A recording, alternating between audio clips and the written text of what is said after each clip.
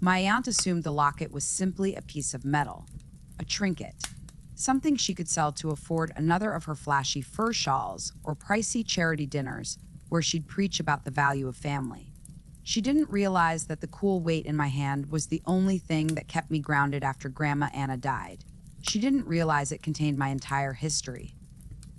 By stealing it, she not only made a mistake, but also signed the execution order that led to her own death. That night, weeks after the burial, I sat in the sterile solitude of my own apartment, mentally replaying the empty space in my jewelry box. The locket was gone, and a cold, hard conviction was beginning to form in my chest, a sensation so piercing and unexpected that it terrified me. I was no longer just grieving. I was hunting. Just a year ago, the identical apartment felt like a temporary holding cell, a place to stay in between visits to the only real home I knew. Grandma Anna's house was more of a sensual experience than a physical edifice. It smelt like cinnamon from her incessant baking. The pleasant, dusty aroma of old books lined every wall, and the delicate, clean scent of lemon polish she used on the antique wooden furniture. The air itself appeared golden, thick with sunshine filtered through antique lace curtains, catching dust motes as they danced in slow, swirling patterns. It was a place of tranquil warmth, a refuge from the harsh realities of the outer world. I remembered when Mom last gave me the locket. I was sat on the edge of her favorite flowered recliner, the cloth worn smooth from decades of use. She sat across from me, her petite figure virtually hidden in a matching chair. Her hands were a map of her 80 years, a web of tiny creases and visible blue veins, but her touch was as soft as it had always been. The silver locket lay in her palm, its surface tarnished from age, simple yet exquisite. This belonged to my mother, she explained, her voice a quiet, soothing rasp. And her mother before her. It has seen weddings, Clara, the birth of babies. It even crossed an ocean. It holds our family's stories. My love. She placed it in my hands. It felt chilly to the touch and surprisingly heavy. It felt like history. I could almost hear the whispers of the women who had worn it before. It's beautiful, Grandma. When I'm gone, she continued, her eyes bright and clear despite her age, locking onto mine. It will be yours. So you will always carry our story with you. Remember, it is not the silver that matters. It is the memories inside. I looked at her, my heart filled with a pure and sincere love that pained. It wasn't just a piece of jewelry. It was a promise. It was the tangible representation of my bond with this great woman, the foundation of my entire life. That warmth, that sense of belonging, felt worlds apart from the cold, drab reality of her burial. The house remained the same, but its soul had been taken out. The golden light had been replaced by a flat, austere gray. The aroma of cinnamon had faded, replaced by the cloying sweetness of too many flowers. Hushed, gloomy conversations filled the areas where her laughter once echoed. I stood there, a ghost in my own memory, clothed in black, accepting condolences that felt hollow. Then my Aunt Beatrice arrived. She strolled across the room not as a mourner, but as a host judging her guests.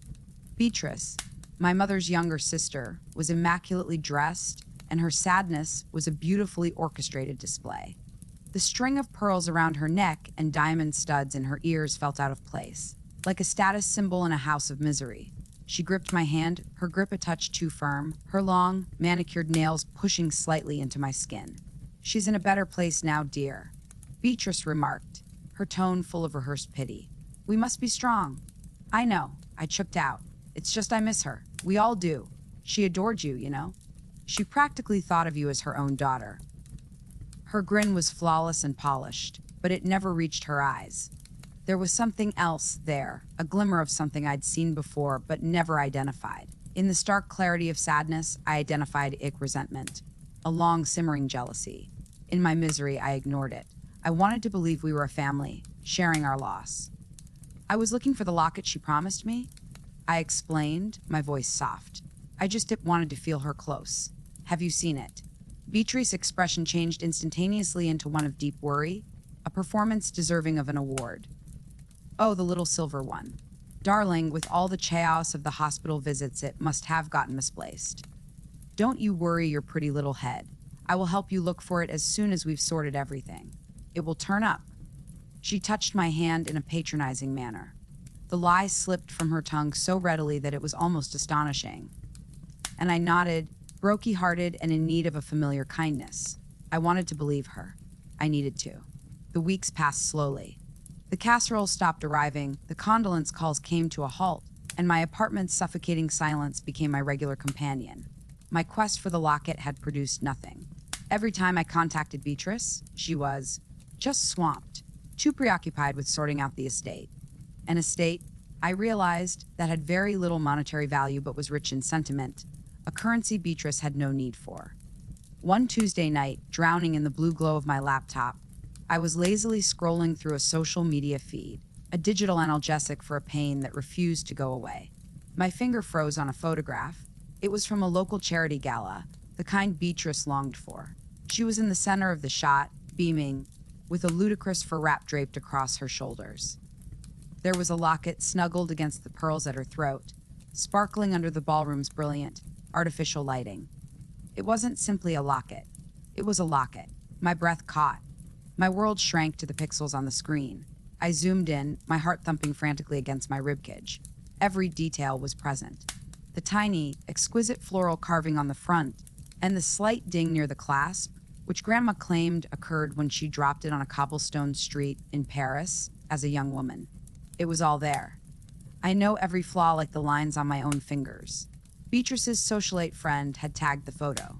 The image has the following title: Bea showing off her stunning inheritance. So lucky. A family heirloom blessed. The wickedness was astounding. She didn't just hide it. She was flaunting it. She claimed it as her own. The falsehood was more than just a lie. It was a cold, planned theft of my last tie to my grandmother. It was a victory lap over my grandmother's grave and my own bereaved heart. The deal tone on the phone seemed to last a lifetime before she picked up. I don't remember much of what I said save the desperate, imploring tone in my own voice. Her reaction, however, remains etched in my memory. A picture. "Oh, honey, you must be mistaken," her voice said over the phone, as smooth as poisoned honey. "This is just a little replica I had made, to remember Mother by. The original must be lost, I'm afraid. You're getting worked up over nothing. A replica." I heard myself ask, the words sounding empty and strange. "Why would you do that? The original is what matters." "Honestly, Clara, it's just an object," she said with a long-suffering sigh that made me feel small and hysterical. "You're being overly emotional. Mother would have wanted me to have something of hers too. You weren't the only one she loved, Click. The call went dead. The gaslighting was so comprehensive and absolute that for a little moment, I almost believed her. But the image on my laptop screen revealed the reality. I fell into my sofa, the phone falling from my hands. The tears that flowed were not hot tears of anguish, but cold, bitter tears of betrayal. It wasn't simply about losing a locket anymore. It was about the whole destruction of my trust, the pollution of my grandmother's memories. It felt as if she had died again. And I realized, with chilling certainty, that I was absolutely alone. My last desperate hope was something Grandma Anna had always taught me to believe in: the system. Justice. So I put together what little money I had and filed a claim in small claims court. It felt like a righteous and noble deed. It turned out to be my last lesson in naivety. The courtroom was sterile, bland, and devoid of emotion or humanity. The judge seems bored, as if he'd rather be somewhere else. I stood at the podium, feeling small and overwhelmed, my voice quivering as I recounted my grandmother's vow, the concept of a verbal contract, and the locket's profound sentimental worth.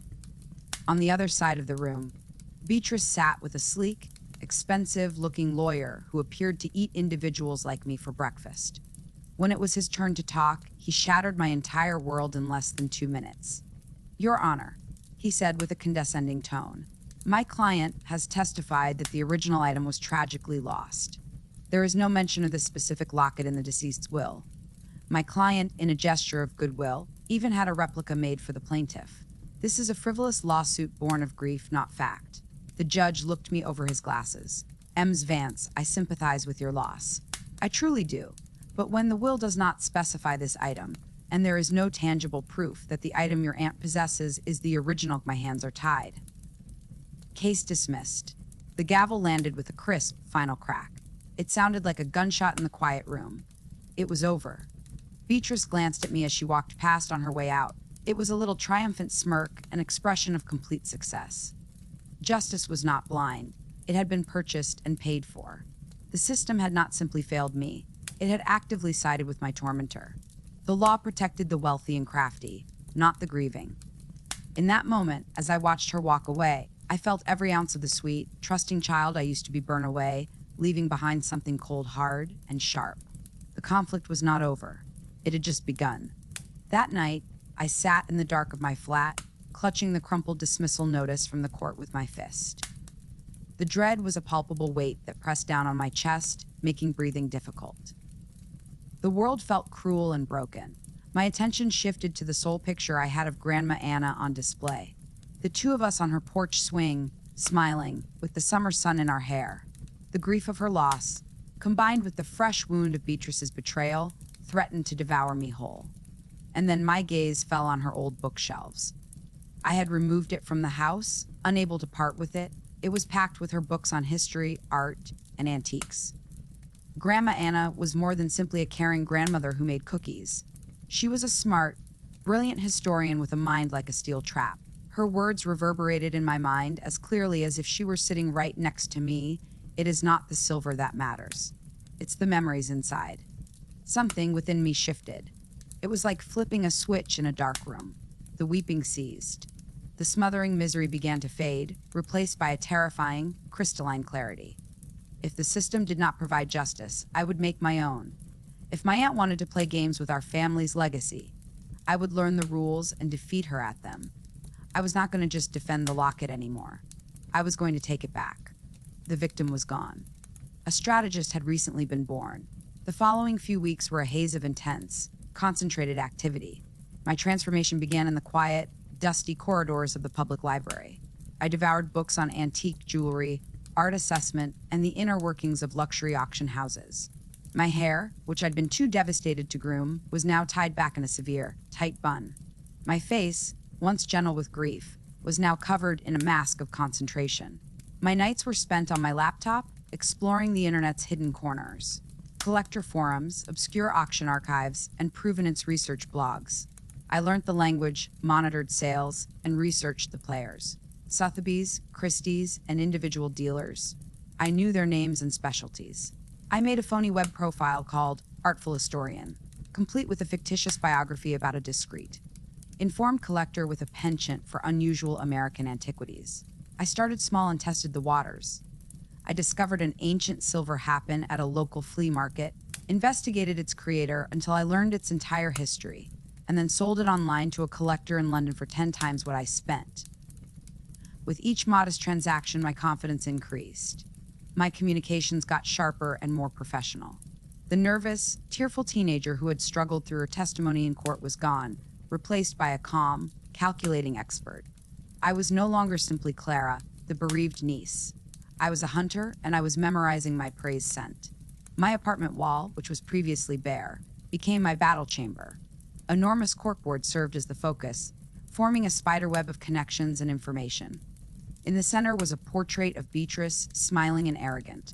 Lines branched out from it, linking to printouts of her known associates, favorite jewelers, and bank records, all of which I had legal access to as a family member involved in the estate settlement. And there it was, hiding in plain sight, Beatrice's fatal fault. Her entire existence was a ruse, a desperate attempt to retain a high society reputation she couldn't support. She was drowning in debt. Selling the locket was more than simply an act of malice. It was also a swift cash grab. After delving deeper into internet auction records, I discovered it. A private sale occurred approximately 10 months ago. Beatrice sold the original locket to Mr. Alastair Finch, a wealthy and secretive collector. The replica she wore served as her alibi and final act of ridicule. So now I know where it is. But how do I get it back? Threatening a man like Finch would be ineffective. Purchasing it back was financially unattainable. I needed leverage. I needed something he wanted rather than a modest piece from his extensive collection. My gaze searched Grandma Anna's bookshelf, and suddenly it struck me. A memory, a story she'd told me years before. A story about a hidden treasure made of paper rather than gold. A long-lost love letter from a prominent Civil War officer, hidden within a first edition book of Walt Whitman's Leaves of Grass. A grandma had discovered it in a box of old books she had purchased at an estate sale decades prior. She'd always considered it a romantic secret, a piece of history that should be treasured rather than sold. My fingers moved quickly across the keyboard. I looked for Alistair Finch, but not for his purchases. I was seeking for his hobbies and obsessions. My heart began pounding against my ribs. A 3-year-old post appeared on a collector's forum. Finch's Holy Grail. The artifact he had been hunting for decades, General Thomas Sterling's lost letter. The precise same letter was on my grandmother's bookcase. The plan fell into place with horrifying, gorgeous accuracy. Beatrice attempted to profit off our family's heritage. I would use a different aspect of that same heritage, something she was too uneducated and materialistic to recognize. To regain my memory. A few days later, I was assembling the last pieces. As artful historian, I was on video conference with one of Finch's acquaintances, a dry, serious man who was confirming the letter's existence and authenticity. I was at a small, quiet cafe with my back to the entrance to maintain privacy. Suddenly, the doorbell chimed loudly. My blood became chilly. Beatrice was laughing loudly with a buddy. I told the caterer that if the appetizers are cold, the check will be just as frosty. She brayed, piercing through the cafe's peaceful hum. I froze.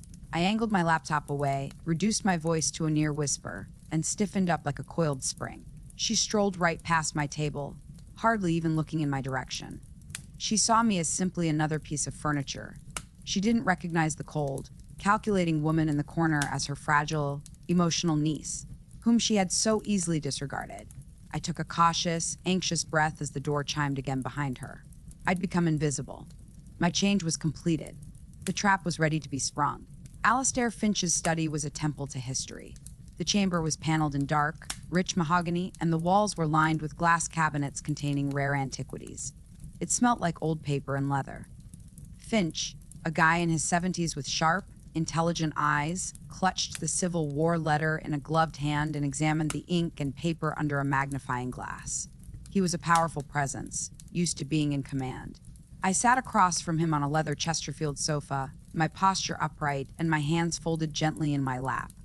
The distraught teenager who had cried in court was now a distant memory. I was a negotiator now.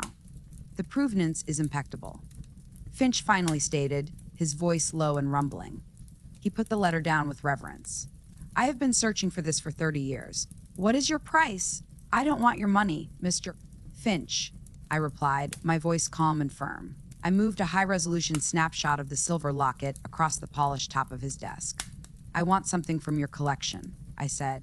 It was sold to you approximately 10 months ago by a woman named Beatrice Dubois. To you, it is a minor acquisition. To me, it is priceless. Finch's expression softened as he moved his gaze from the letter to the photograph. He was a man who understood obsession and knew that the intrinsic value of an object was often unrelated to its price. An exchange, he wondered. An item of immense historical significance for a piece of family jewelry. An even trade, I said. A memory for a memory. A gradual smile appeared on his face. He appreciated the decision. He admired the audacity. Done, he said. While the lawyers handled the official exchange of commodities, I carried out the final stage of my plan. Using the financial information I had acquired, I sent the IRS a comprehensive, anonymous tip about Beatrice's undeclared revenue from the sale of several estate assets, including the locket. Then I sent a carefully prepared email to a local high society gossip blog. I leaked a story about Beatrice Dubois selling off a priceless family heirloom in a desperate attempt to fund her luxurious lifestyle. The report also carefully implied that many of Beatrice's other antiques were, in reality, well-made fakes, throwing doubt on her entire reputation. Beatrice's two pillars of support, her money and her reputation, began to erode. She wouldn't go to jail, but she would endure the slow, grinding anguish of audits, fines, and social disgrace. Her avarice and social rising had become the main causes of her downfall. It was poetic. A week later, I visited her residence. Beatrice answered the door, agitated and wild-eyed. Her hair was messed up, and she was yelling into her phone. A stack of official-looking IRS envelopes rested on her mahogany console table. "Into the phone! What do you? My accounts are frozen!" "This has to be some kind of mistake," she yelped. She saw me, and her face distorted with wrath. "What do you want?" I didn't say anything. I just opened my hand. The silver locket rested on my palm. I lifted up and let it gently swing from the chain. Her gaze fixed on it. Her face drained of color, leaving a pasty, slack-jawed look of incredulity. The arrogance vanished, replaced by stunned confusion. How? She muttered, forgetting her phone conversation. Where did you get that? I traded for it, I explained quietly. Traded what? That collector would never. He did, I interjected. For a letter, from General Thomas Sterling. It was tucked inside Grandma's first edition of Leaves of Grass. You know, that boring old book you left in a box in the attic. You were so busy looking for things with a price tag, you missed the one thing that was truly valuable. The full force of it finally struck her. I could see it on her facing the rising terror. She had not only lost the locket, but also a wealth. She'd thrown away a piece of history that could have given her the status she so desperately desired. Her countenance changed from shock to terror, then to a sputtering, impotent wrath as she connected the dots. You! She yelled, pointing a shaking finger at me. You did this. The audit, the rumors, it was you. I stared her dead in the eyes, my words low and cold. You stole my grandmother's memory, Aunt Beatrice. I just made you pay for it. With everything you have. Her face wrinkled. The confident socialite, the arrogant victor of the courts, was gone. In her place stood a broken, cornered lady, completely destroyed by the niece she had rejected as weak and excessively emotional. I did not raise my voice. I did not need to. My simple, factual comment was more powerful than any scream could ever be. I turned and walked away, leaving her alone in the ashes of the lie-filled existence she had made. A few months later, a FOR Sally sign was hammered into the manicured lawn of Beatrice's estate. Movers were discreetly unloading the house's contents. My aunt was gone, having reduced her life and social circle to obscurity. She was financially and socially destitute, a ghost in the community she had once tried to govern. I sat in the silence of my own flat. Something felt different now, peaceful. I clutched the locket in my hand, its familiar weight providing comfort. The vengeance had not given me a surge of triumphant joy. It gave me something better, a sense of wholeness. It had not alleviated the suffering, but it had balanced the scales. It had made me stronger. As I rubbed my thumb over the carved surface, I felt it. A tiny, nearly undetectable seam on the side. I have held this locket 1,000 times and never seen it before. My interest piqued. I lightly poked it with my fingernail. With a faint click, a small, hidden compartment sprung open. It did not contain a tiny portrait, as I may have imagined. Inside, there was a small, carefully folded piece of ancient paper. My hands trembled as I cautiously opened it. It was my grandmother's exquisite and familiar script. The note began with the following. My dearest Clara, the true value is never in the object, but in what you are willing to do to protect the memory. I knew she would take it. This is my final lesson to you. Be resilient. All my love, Grandma. My eyes welled up with tears, but not from grief or anger. They were tears of intense affection and understanding. My grandma had not only left me in Heirloom, she had left me a test, one final gift of power. The revenge wasn't just my idea, it was the fulfillment of her final wish for me. She recognized Beatrice's avarice and my power, even when I didn't. She had organized this final lesson from beyond the dead. I hadn't simply retrieved a memory. I'd grown into the strong woman my grandmother had always known I could be. I closed the locket, the smooth click ringing through the still room, and pressed it to my heart. They say that revenge is best served cold, but they're mistaken. True revenge is anything but cold. It's a fire that transforms you into the person you were always meant to be.